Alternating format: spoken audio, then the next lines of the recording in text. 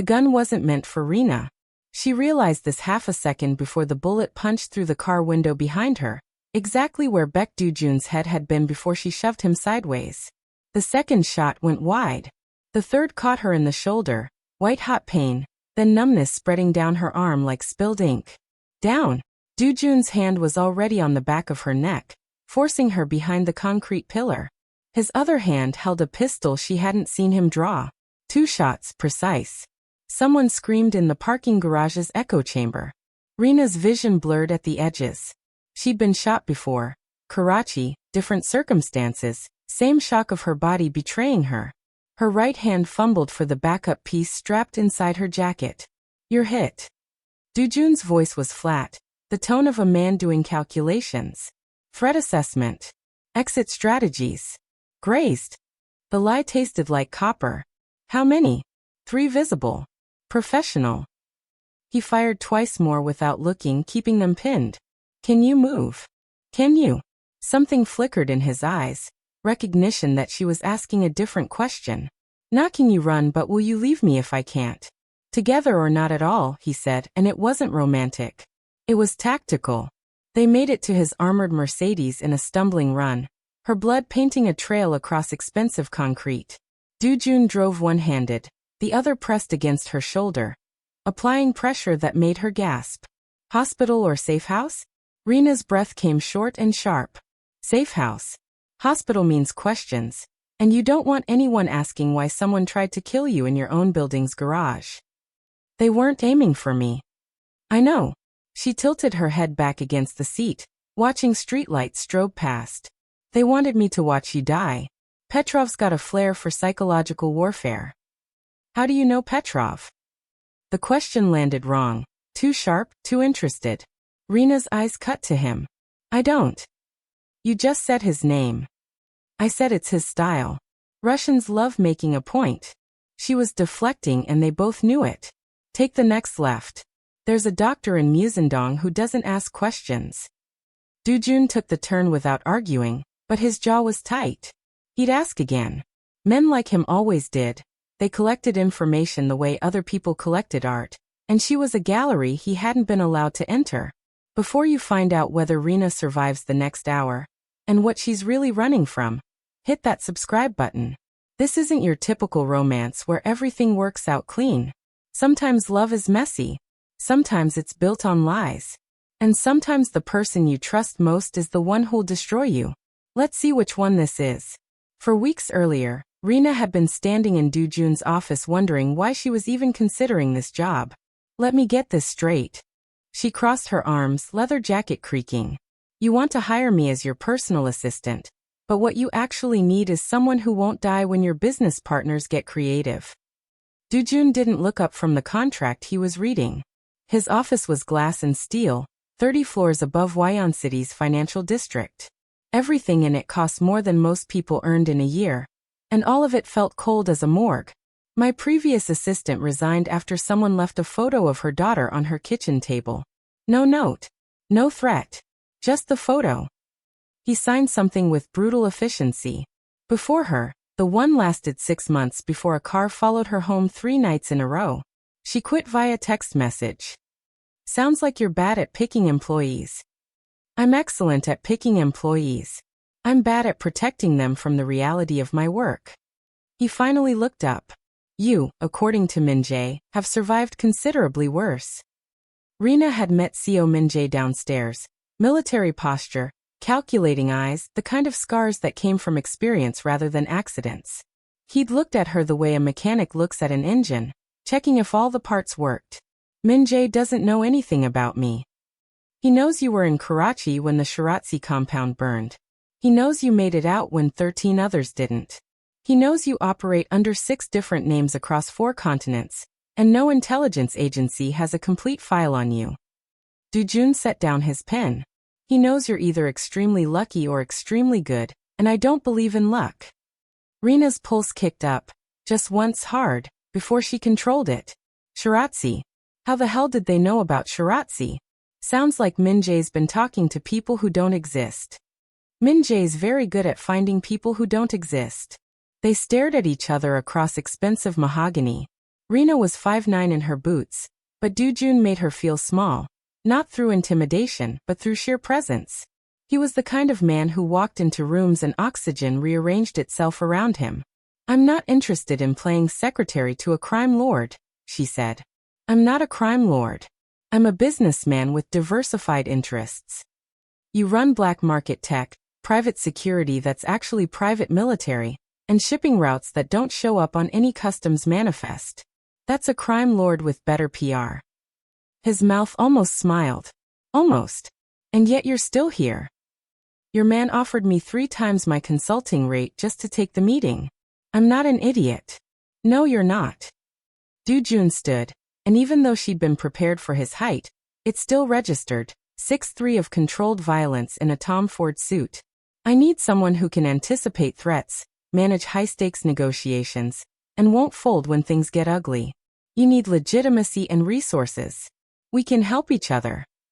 I work alone. You survive alone. There's a difference." He moved to the window, looking out over the city like a king surveying his kingdom. "I'm offering you a salary that would take you 5 years to earn otherwise, access to information networks you can't buy, and protection you can't get on your own. What's the catch? You'll see things you can't unsee. Meet people you can't forget. Make choices you can't take back." He turned to face her. "And you'll do it all while pretending to be someone you're not, because the people I deal with don't respect unmarried men. They think we're unstable, unpredictable." Rina laughed, sharp and genuine. "You are unstable and unpredictable. But I need them to believe I've been domesticated. You want me to play your girlfriend? Fiancée, actually. More commitment, more credibility." "Absolutely not." Do-Jun walked back to his desk, opened a drawer, and pulled out a folder. He slid it across to her. Inside were photos. A safe house in Prague she'd used 2 years ago. A bank account in Singapore she'd thought was untraceable. A falsified passport with her face and a name she'd retired after Manila. Her blood went cold. "That's a threat. That's transparency.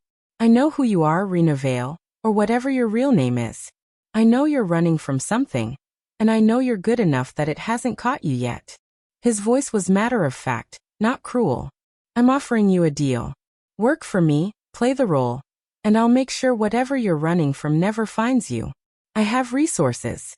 I have reach. I can give you something you haven't had in years." "What's that?" "A place to stop." The words hit harder than they should have. Rina looked at the photos again, at the evidence of her life scattered across glossy paper. She'd been running for 4 years. 4 years of new cities, new names, always looking over her shoulder. 1-month trial, she heard herself say. "I run my own security. I keep my own hours. And you never, ever ask me about Karachi." "Agreed." He extended his hand. She shook it. His grip was firm, warm. She hated that she noticed. "One more thing," she said. "This fake relationship of yours. We need rules." "Such as?" "No touching unless there's an audience. No pet names. No expectations of anything beyond professional performance." She pulled her hand back. "And when this is over, I walk away clean. No revenge, no retaliation, no suddenly discovering my secrets went public." "Fair enough. But I have a condition too." "Of course you do. If you're going to run, tell me first. Don't just disappear." Something in his voice changed, went quieter, more human.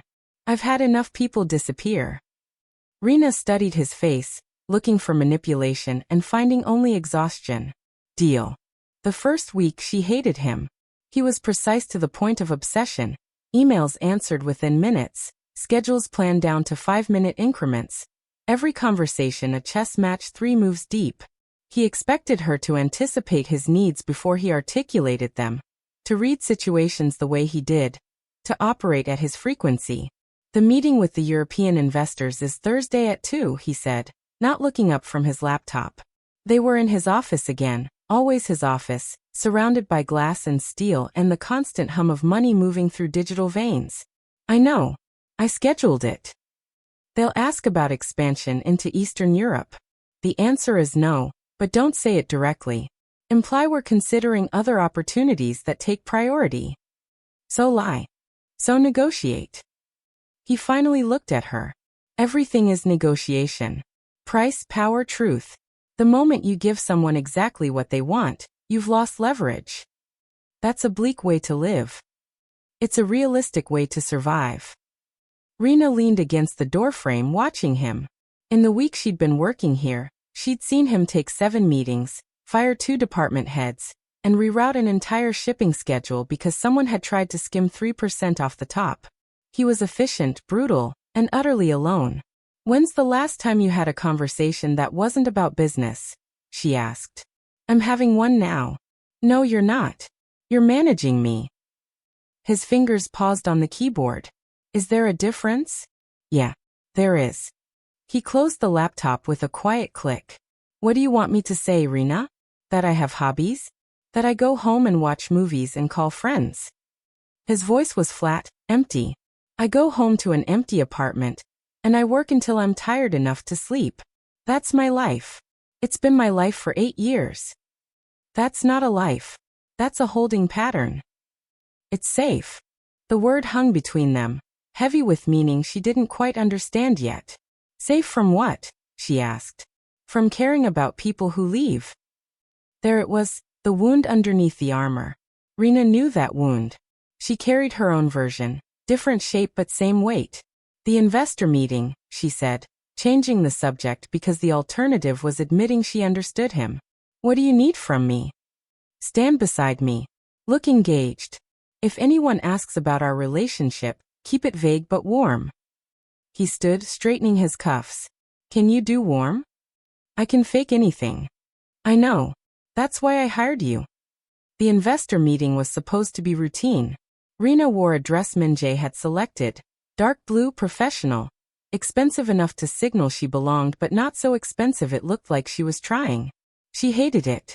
The fabric felt like a costume, and she'd spent 20 minutes in the bathroom of Do-Jun's penthouse staring at herself in the mirror, barely recognizing the woman looking back. You look uncomfortable, Do-Jun said when she emerged. I am uncomfortable. Good. That means you're paying attention. He was already at the door, checking his watch.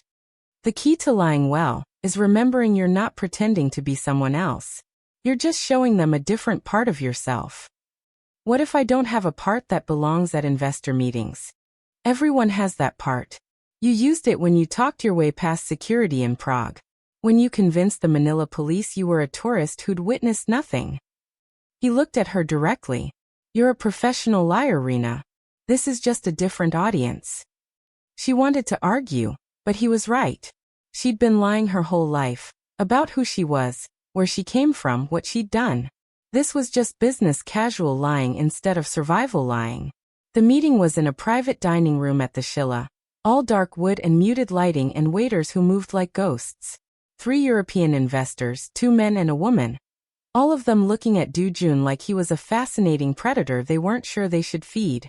Mr. Beck, so good to finally meet in person. The older man, Henrik, had an accent Rina placed as Danish. And this must be the fiancé we've heard about. Do-Jun's hand found her lower back, warm, possessive, exactly what they'd agreed on. Hina Vali. She's been invaluable to our recent expansions. Rina shook hands, smiled, said something forgettable about being happy to meet them. And then she did what she did best. She watched. Henrik was the money but not the power. He deferred subtly to the woman, Astrid, who asked most of the questions. The third investor, Marcus, barely spoke, but his eyes never stopped moving, cataloging exits and weaknesses. Former intelligence, Rina guessed. Maybe MI6 or BND. Someone who'd learned in the field before moving to finance. The conversation flowed around her. Trade routes, profit margins, regulatory concerns in 3 different jurisdictions. Do-Jun navigated it effortlessly, giving just enough information to seem transparent, while revealing nothing that mattered. Then Astrid turned to Rina. And what is it you do, Ms. Vale? Besides keep our friend here grounded? It was a test. Rina could feel everyone's attention shift, waiting to see if she was decoration or something more. I consult on risk assessment, she said. Before I met Do-Jun, I worked in conflict zones evaluating security protocols for NGOs and private contractors. Fascinating. Which zones? Mostly Middle East and South Asia. Kabul, Karachi, Bangkok for a brief period. Marcus leaned forward slightly. Karachi? When? 2020 through early 2021. Interesting timing. That was right before the Shirazi situation. Her pulse didn't change. Her breathing stayed even. But something must have flickered in her eyes because Do-Jun's hand pressed slightly firmer against her back. I left before that happened, she said. Got lucky. Indeed. Marcus smiled, but it didn't reach his eyes. 13 people weren't so fortunate. Marcus. Astrid's voice held a warning. We're here to discuss business, not ancient history. But the damage was done. Rina felt Do-Jun's curiosity like heat against her skin. He'd let it go for now, but it was marked. Another question added to his collection. After the meeting, in the car back to the office, he was quiet. Too quiet. You handled that well, he finally said. Thanks. Shirazi wasn't in the file Minjae gave me. Probably because there's nothing to tell. There's always something to tell. He was looking out the window, but she could feel him assembling pieces. 13 people died in a compound fire. CIA op gone wrong officially. Unofficially, someone sold information that got those people killed. Rina's hands were steady in her lap, through sheer force of will. And you think that was me? I don't know what to think. That's the problem. He turned to face her. I'm trusting you with access to my entire operation, Rina. I need to know if you're the kind of person who sells people out. Everyone sells people out eventually. It's just a question of price. That's not an answer. It's the only answer you're getting. They stared at each other in the back seat, the city sliding past outside, and something shifted. Not trust. Trust was too simple. But a recognition that they were both carrying bodies they couldn't bury. Okay, Do-Jun said. Okay. I won't ask again.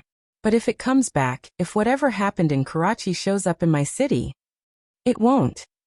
You can't promise that. No, she admitted. I can't. The gala was 2 weeks later, and Rina had started to find a rhythm. Wake up in her apartment, check 3 different security systems, run 6 miles, shower, dress in clothes that cost more than her rent, and show up at Do-Jun's office by 8. She reviewed contracts, sat in on meetings, learned the architecture of his empire. And slowly, she started to understand why people feared him. It wasn't violence, though she had no doubt he was capable of it.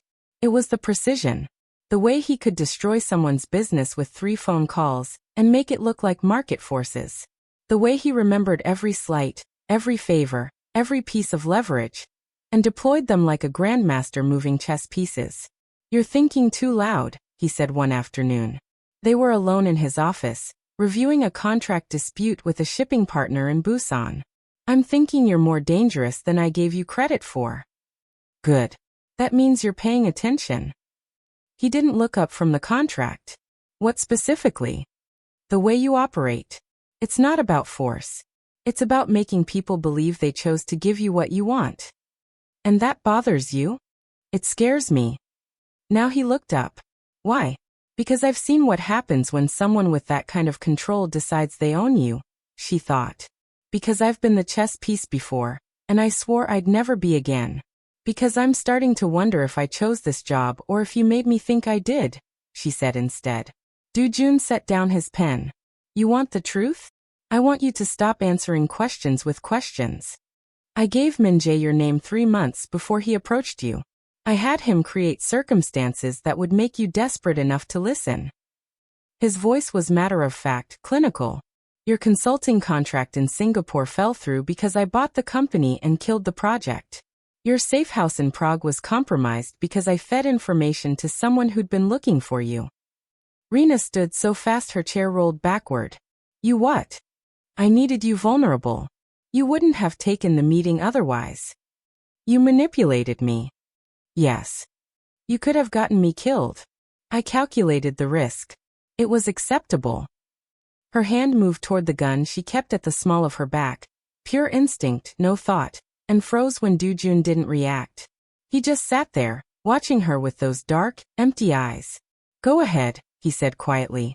If it'll make you feel better. You're insane. I'm practical. I needed someone with your specific skill set, and you wouldn't have come willingly. So I created the circumstances that made this job your best option. He leaned back in his chair.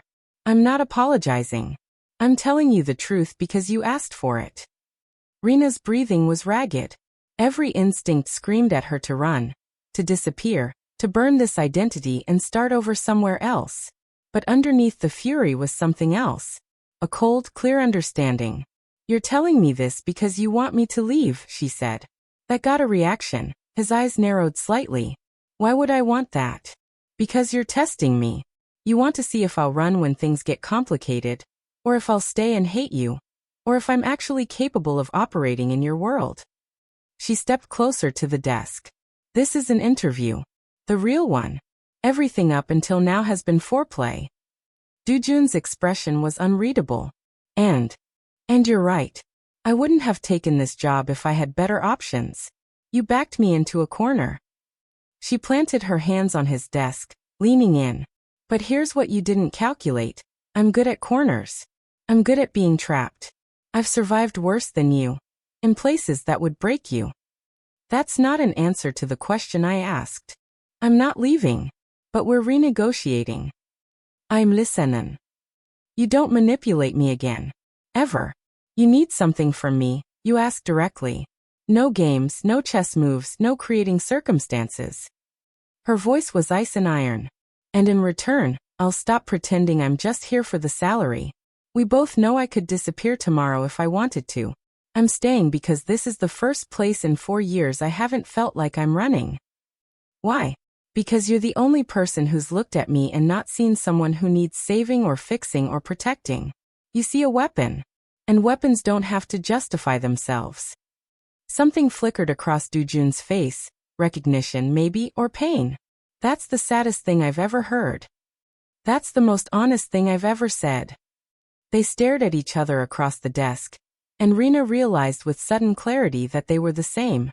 Two people who'd weaponized themselves so thoroughly they'd forgotten how to be anything else. Okay, Do-Jun said. New terms. Full transparency. No manipulation.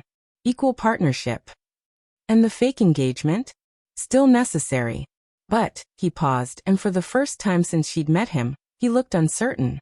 But maybe we figure out what's real and what's performance as we go. That's a terrible idea. I know. It'll complicate everything. I know. I'm still going to keep a gun within reach when I'm around you. I'd be disappointed if you didn't. Rina straightened, rolling her shoulders like a fighter loosening up. The gala is tomorrow night. Your ex-girlfriend will be there. How do you know that? Because I looked at the guest list and cross-referenced it with your known associates. Unera RSVP'd 3 days ago. She picked up her jacket. Tell me about her. Why? Because if we're going to sell this, I need to know what I'm up against. Do-Jun was quiet for a long moment. Then, we were together for 2 years. She left when she realized I wasn't going to change, wasn't going to become softer or more accessible. She wanted the power without the reality of what creates it. And now she's married to a prosecutor and miserable, and she blames me for it. Does she know this engagement is fake? I don't know. But she'll test it. She's good at finding weak points. Rina smiled, sharp and cold. Good. So am I. The gala was at the Shilla, the same hotel as the investor meeting. Rina wore black this time. Something with a high neckline and a low back, elegant and untouchable. Do-Jun picked her up at 7, and the look on his face when she opened the door was worth every minute she'd spent hating the dress. You look, he stopped. What? Dangerous. Good. In the car, he briefed her on the key players. Politicians, business leaders, old money and new money circling each other like sharks. The kind of event where fortunes shifted during bathroom conversations and alliances formed over champagne. Era will approach us, he said. Probably early, before we've had a chance to establish ourselves with the other guests. Let her. Rina. I said let her. I've got this. He looked at her, something like concern crossing his face. She'll try to get under your skin. She can try. The ballroom was crystal and gold, The kind of ostentatious wealth that made Rina's skin crawl. She'd grown up with nothing, survived in places where luxury meant clean water, and a roof that didn't leak. This was obscene. But she wore it like armor. Do-Jun's hand found her waist as they entered, and this time she didn't flinch. They moved through the crowd like a unit, and she felt eyes tracking them. Curious, calculating, hungry. Era approached within 10 minutes. She was beautiful in the way expensive things are beautiful. Polished, perfect, empty. Her dress probably cost more than a car, and her smile could cut glass. Do-Jun. She didn't acknowledge Rina at all. I was surprised to hear you were bringing someone. Era, this is Rina Vale. My fiancée. The word landed like a slap. Era's composure cracked for half a second before smoothing over. Fiancée. How sudden. Her eyes finally moved to Rina, dismissive. I hope you know what you're getting into, dear. Do-Jun has very specific requirements in his relationships. So do I, Rina said. Honesty, loyalty, and the ability to leave when something isn't working. Refreshing, isn't it? Just walking away when you're not happy instead of hanging around hoping someone will become who you want them to be. Era's smile turned venomous. You think you know him after a few months? I spent 2 years trying to reach the human underneath the monster. Maybe you were looking in the wrong place. Rina stepped closer, voice dropping so only Era could hear. Or maybe you were the wrong person to look. Careful. You're making an enemy.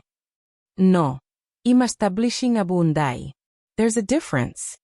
People were watching now, phones appearing at the edges of Rina's vision.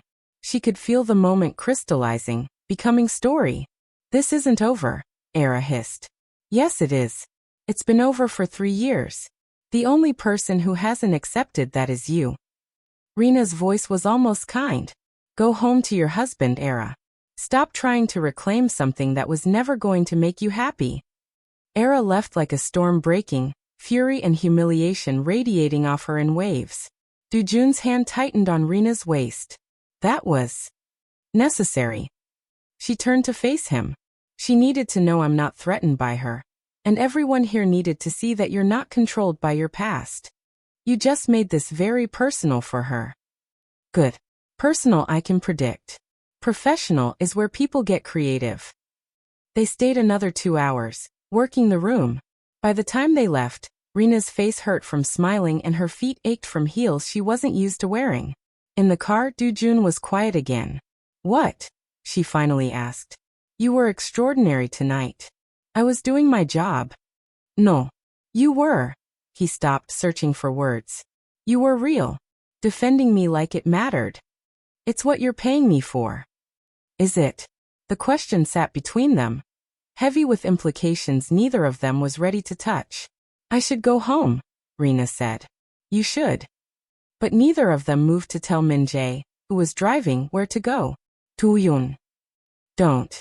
Whatever you're about to say, don't. His voice was rough. I know this is fake. I know you're here because I manipulated you into it. I know you're counting the days until you can leave with a clear conscience and enough money to disappear properly. Then why? Because for 3 hours tonight, it felt real. And I haven't felt anything real in 8 years.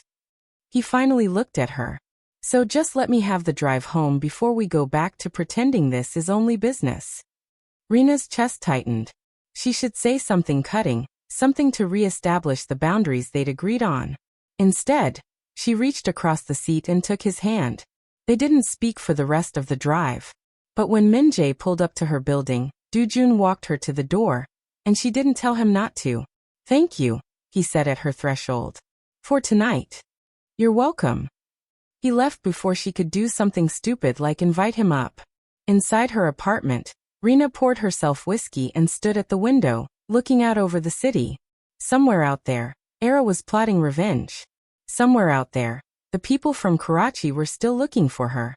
Somewhere out there, her past was a loaded gun waiting to go off. But for the first time in 4 years she wasn't running. She was standing still. And it terrified her more than anything she'd ever faced. The breaking point came on a Wednesday. Rina was in Do-Jun's office reviewing security footage from one of his warehouses in Incheon when she saw the face.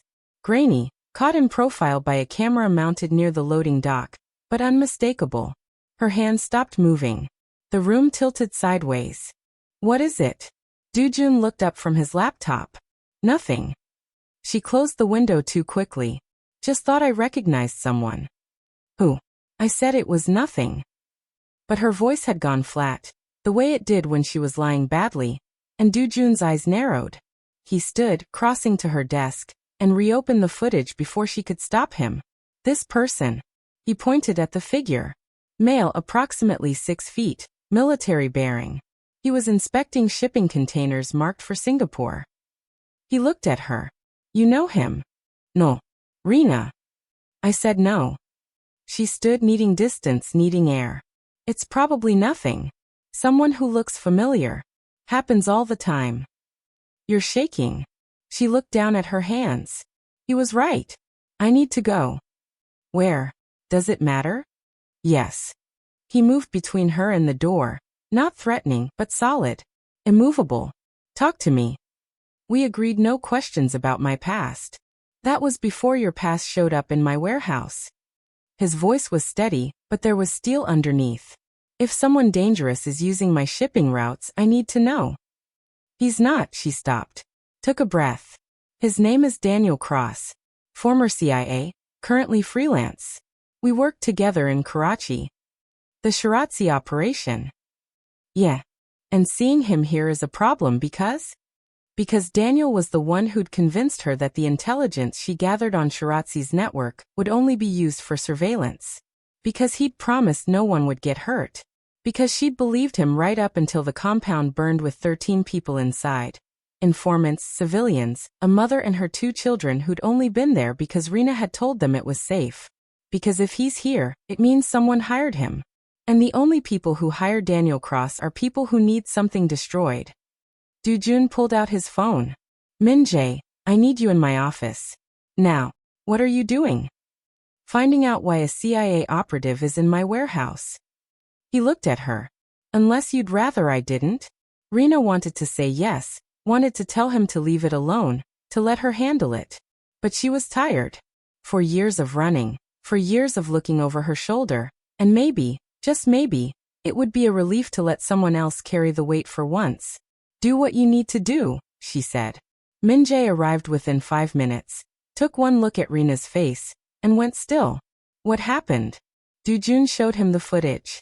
This man. I need everything. Who he is, why he's here, who's paying him. How fast? Yesterday. Min-jae nodded and left without another word. The kind of soldier who didn't need explanations, just orders. When they were alone again, Do-Jun poured 2 glasses of whiskey and handed her one. Tell me about Karachi. Why? So you can have more leverage.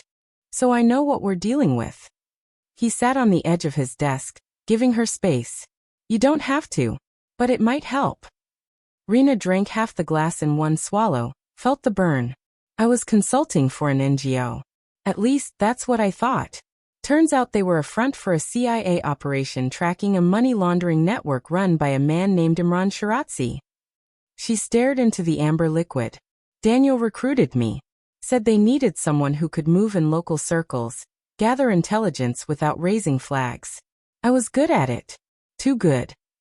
What happened? I gave them names, locations, patterns. I thought they were building a case. Her laugh was bitter. Instead, they used it to plan a raid. Except the raid went wrong. Or maybe it went exactly as planned, I still don't know. The compound burned. 13 people died, including 3 who'd been helping me, who trusted me. And you blame yourself. I gave them the intelligence that got them killed. So yeah, I blame myself. Did you know they'd be targeted? No. Did you intend for them to die? Of course not. Then it's not your fault. His voice was matter of fact. You were used. That's different than being complicit. Tell that to the woman whose children burned, because I told her that safe house was secure. Do-Jun was quiet for a long moment. Then, is that why you run? Because you think you deserve to? The question landed like a fist to the sternum. I run because the people who ordered that raid still want me quiet. Because Daniel knows I kept records, and dead witnesses don't testify. Why keep the records if you're trying to disappear? Insurance. If something happens to me, they go public automatically. It's the only thing keeping me alive. Where are they? Why? Planning to use them as leverage. Planning to make sure they're secure. He set down his glass. You want the truth? I don't care what happened in Karachi. I care about what happens next. And if Daniel crosses here, it means your insurance policy isn't working anymore. Rina's chest tightened. He was right. For years she'd been invisible, and now Daniel shows up in Do-Jun's warehouse? That wasn't coincidence. They found me, she said quietly. Then we need to move first. You're my fiancée, remember? Fake or not, that makes you part of my operation. And I protect what's mine. I'm not yours. No, but you're here. And that's enough. Before Rina could respond, her phone buzzed. Unknown number. She stared at it for 3 seconds before answering. Hello, Rina. Daniel's voice was smooth, familiar, dangerous. It's been a long time. Not long enough. I'm Hurt. We were such good partners in Karachi. Partners don't burn their sources alive. Ancient history. I'm calling to propose a reunion. Coffee tomorrow, that place in Itaewon you like. Just the two of us, old-time sake. Not interested. I think you are. See, I've been tracking something interesting. Shipping containers full of black market tech moving through Wyon City. Very sophisticated operation, very illegal. The kind of thing that could bring a lot of unwanted attention to certain powerful people. He paused. Be a shame if that information ended up in the wrong hands. You're threatening Do-Jun. I'm offering you a choice. Meet me tomorrow. We talk about old times, maybe discuss the location of those records you've been holding. Or I make a phone call to some friends in the Korean National Intelligence Service about your boyfriend's business practices. He's not my boyfriend. That's not what the internet says. 3 million views of you defending his honor at some charity gala. Very touching. Rina's hand tightened on the phone. What do you want, Daniel? Same thing I've always wanted. Closure. Tomorrow 2 p.m. Don't be late. He hung up. She stood there, phone still pressed to her ear, feeling everything she'd built in the last month crumbling. Do-Jun's voice was careful. What did he say? He wants to meet. Says if I don't, he'll expose your operations to the NIS. Let him. You don't mean that. I have contingencies. The NIS has been paid off since before you got here. What I don't have contingencies for is you walking into a meeting with someone who wants you dead. He won't kill me in a public place. He'll grab you the second you leave. Do-Jun's tut. You're not going. You don't get to make that choice. Then we go together. That's what he wants. He's trying to get leverage over both of us. So we give him nothing. We disappear for a while, let Min-jae handle Daniel, and resurface when it's clean. Rina laughed, sharp and humorless. That's your solution? Run and hide. That's my solution to keeping you alive. I don't need you to keep me alive. I've been doing fine on my own. Have you? His voice rose, control slipping. Because from where I'm standing, you've been barely surviving. Moving every few months, sleeping with a gun under your pillow. Never trusting anyone long enough to let them in. That's not living, Rina. That's just dying slowly. At least I'm doing it on my own terms. Alone isn't brave. It's just alone. The words hit too close to something true. You don't know anything about me. I know you're terrified that if you let someone help, they'll use it against you. I know you've spent 4 years punishing yourself for something that wasn't your fault. I know you're standing in my office right now trying to figure out which is scarier, facing Daniel or trusting me. You manipulated me into this job. You admitted it. And you stayed anyway. Why? Because I didn't have better options. Liar. He moved closer. You stayed because this is the first place you felt like maybe, possibly, you could stop running. And that terrifies you more than Daniel, more than Karachi, more than anything. Stop. Why? Because I'm right. Because you're making this about us when it should be about survival. It's always been about us. His voice went quiet. Since the first meeting. Since you walked into my office and didn't flinch. Since you saw what I was and stayed anyway. I stayed for the salary. Then leave. Right now. I'll transfer a year's pay to whatever account you want. Disappear, start over, keep running. He stepped back, giving her space. But we both know you won't. Because you're tired of running. And because some part of you, the part you won't admit exists, wants to see what happens if you stay. Rina's breathing was uneven. Every survival instinct she had screamed at her to walk out, to disappear before this got more complicated. But he was right. She was so damn tired of running. I'm meeting Daniel tomorrow, she said. Alone. But I'll wear a wire. You can listen, send backup if things go wrong. That's a terrible plan. It's the only plan that doesn't end with him escalating. He wants to talk. Fine. I'll talk. But on my terms, with my insurance policy intact. Do-Jun looked like he wanted to argue. Instead, he pulled her into his arms, sudden, fierce, unexpected. If something happens to you, his voice was rough against her hair. It won't. You can't promise that. No, she admitted. But I can promise I'll fight like hell to come back. He pulled away just enough to look at her. Why? Because somewhere between the manipulation and the honesty, between the fake engagement and the real conversation, she'd started to care. Started to want. Started to hope that maybe there was something worth staying for. Because I'm not done being angry at you yet, she said instead. He almost smiled. That'll do. The next day, Rina sat in a coffee shop in Itaewon wearing a wire so small she could barely feel it. Do-Jun and Min-jae were 3 blocks away in a van, listening to everything. Daniel walked in at 2:03, late enough to make a point, early enough to show he wasn't worried. He'd aged well, still had that easy confidence that came from knowing you were dangerous. Rina. He sat across from her like they were old friends. You look good. Settled. Domestic, almost. What do you want, Daniel? Straight to business. I always liked that about you. He ordered an Americano from the passing waiter. The records from Karachi. I need them. Their insurance. I give them up, I'm dead. You're already dead. You just don't know it yet. The people who ordered that raid? They've gotten nervous. Worried you might have an attack of conscience, decide to go public. He leaned forward. I'm offering you a way out. Give me the records, disappear properly this time, and everyone forgets you exist. And if I don't, then they send someone less friendly than me. Someone who won't offer you coffee first. Rina's hand was steady on her cup. You're afraid of what's in those files. If you weren't, you wouldn't be here trying to negotiate. Smart as ever. Yeah, I'm in those files.